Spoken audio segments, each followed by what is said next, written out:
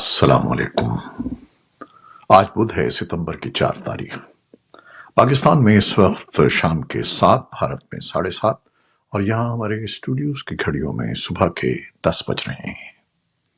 Voice of America Washington کی Urdu service سے میں ہوں خالد حمید، خبروں کے ایک بلٹن کے ساتھ۔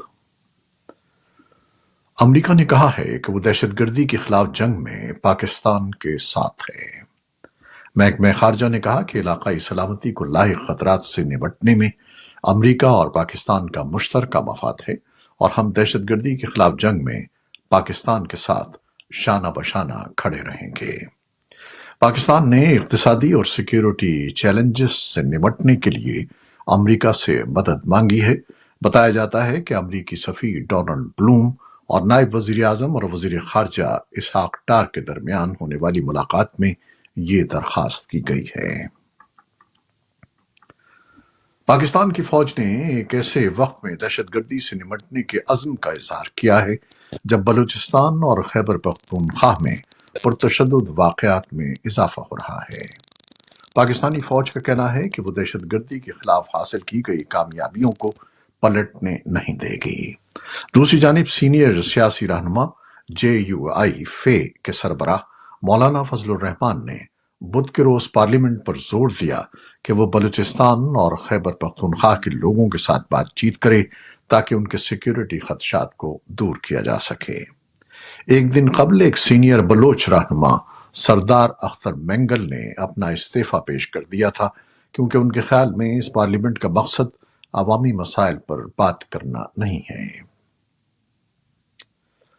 بھارتی سپریم کورٹ کی جانب سے مبینہ بلڈوزر جسٹس کے خلاف ریمارکس پر حزب اختلاف کی جماعتوں اور انسانی حقوق کے کارکنوں کی جانب سے خیر مقدم کیا جا رہا ہے، اور اسے امید کی کرن کے طور پر دیکھا جا رہا ہے۔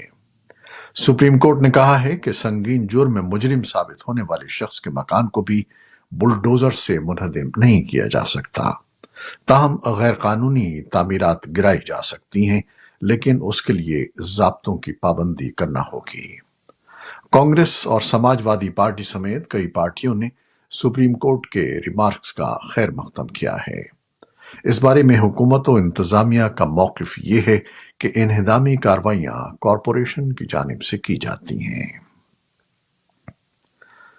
اسرائیلی فورسز نے منگل کو غزہ میں فلسطینی عسکری تنظیم حماس کے خلاف مختلف کارروائیاں کی ہیں۔ فلسطینی حکام کا کہنا ہے کہ ان کارروائیوں میں 35 فلسطینی جاں بحق ہوئے ہیں۔ یہ کارروائیاں ایک ایسے وقت میں ہوئی ہیں جب بچوں کو پولیو سے بچاؤ کے قطرے پلانے کے لیے لڑائی میں عارضی وقفہ کیا گیا تھا۔ فلسطینی حکام کے مطابق رفح میں 4 خواتین اور غزہ کے شمال میں واقع ایک ہسپتال میں تقریباً 8 افراد موت کا شکار ہوئے ہیں۔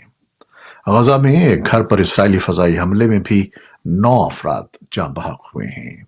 اسرائیلی فوج کا دعویٰ ہے کہ اس نے حملے میں حماس کے عسکریت پسندوں کو نشانہ بنایا ہے، جن میں 7 اکتوبر کے حملوں میں ملوث کمانڈر سمیت 8 مسلح افراد مارے گئے ہیں۔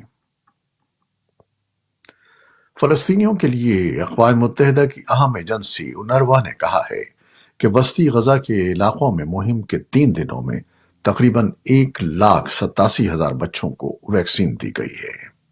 مہم دوسرے مرحلے میں انکلیو کے دیگر علاقوں میں چلی جائے گی۔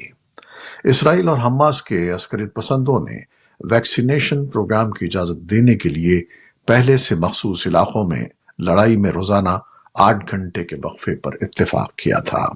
کسی خلاف ورزی کی اطلاع نہیں ملی ہے۔ وائٹ ہاؤس کا کہنا ہے کہ وہ مصر اور قطر کے ساتھ مل کر غزہ میں جنگ بندی اور یرغمالیوں کی واپسی کے معاہدے کی ایک نئی تجویز تیار کر رہا ہے، تاکہ اسرائیل اور حماس کے درمیان غزہ میں تقریباً 11 ماہ سے جاری جنگ کے خاتمے کے لیے سمجھوتے کی کوشش کی جا سکے۔ وائٹ ہاؤس کے قومی سلامتی کے ترجمان جان کربی نے کہا کہ حماس کی طرف سے ایک امریکی شہری سمیت 6 یرغمالیوں کی ہلاکت مذاکرات میں عجلت کا تقاضا کرتی ہے۔ ان کے بقول ہم ایک تجویز پر کام کر رہے ہیں جو باقی یرغمالیوں کی رہائی کو یقینی بنائے گی، اور اس میں غزہ کے لوگوں کے لیے بڑے پیمانے پر ریلیف بھی شامل ہوگا۔ इस तजवीज़ के नतीजे में लड़ाई रुक जाएगी। शिमाल मशरक़ी नाइजीरिया में इस वक्त कम से कम 100 देहाती मारे गए जब बोको हराम के मुश्तबा इंतहा पसंदों ने एक बाजार के साथ साथ नमाजियों और लोगों के घरों पर फायरिंग कर दी। यूबे पुलिस के तर्जमान अब्दुल करीम के मुताबिक मोटरसाइकिलों पर सवार 50 से जायद शिद्दत पसंद इतवार की शाम को रियासत यूबे के तरमोवा कौंसिल इलाके में दाखिल हुए और इमारतों को नजर आतिश करने से पहले फायरिंग शुरू कर दी। बांग्लादेशी पुलिस ने बताया है कि सिक्योरिटी फोर्सेस ने हजारों हथियारों की बाजियाबी के लिए एक ऑपरेशन शुरू किया है, जिनमें गुज़श्ता दिनों के दौरान उस मोहलिक बदअमनी के दौरान कब्जे में ली गई बंदूकें भी शामिल हैं जो शेख हसीना की माजूली का बाइस बनी थीं। हथियार डालने के लिए मुआफी की मुद्दत मंगल को खत्म हो गई। सीनियर पुलिस एहलकार इनामुल हक सागोर ने एएफपी को बताया कि वो असलहा जो मुकर्ररा तारीख के अंदर थानों में जमा नहीं कराया गया वो गैर कानूनी तस्वुर किया जाएगा। यूक्रेनी हुकाम ने बुध को बताया कि मगरबी शहर लोएफ में रूसी फजाई हमले में कम से कम 7 अफराद हलाक और 30 से जायद जख्मी हो गए हैं। ये हमले पोल्टावा शहर में रूसी मिसाइल हमले के एक दिन बाद हुए हैं, जिसमें कम से कम 51 अफराद हलाक और 300 के करीब जख्मी हो गए थे। अमेरिका के सदर जो बाइडन ने मंगल के हमले को अफसोसनाक करार दिया है और इसकी मजम्मत की है।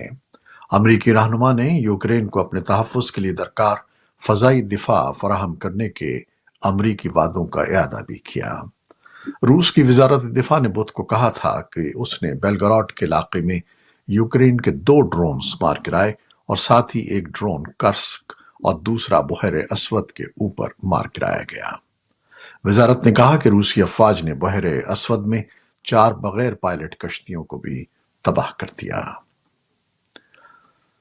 मिस्र के सदर अब्दुल फताह अस-सीसी 12 साल में पहली मर्तबा तुर्किया का दौरा कर रहे हैं। इस दौरे के दौरान दोनों मुल्कों के दरमियान इलाकाई मसाइल समेत ताल्लुकात को मजबूत बनाने के उमूर पर तबादला ख्याल किया जाएगा। तुर्किया के सदारती ऑफिस से जारी बयान के मुताबिक दोनों रहनुमाओं के दरमियान खित्ते की मौजूदा सूरत हाल और आलमी मसाइल समेत खास तौर पर गजा पर इसराइली हमले और मकबूजा फलस्तीनी इलाकों से मुतालिक उमूर ज़ेर गौर आएंगे। और अब कुछ मुख्तसर खबरें।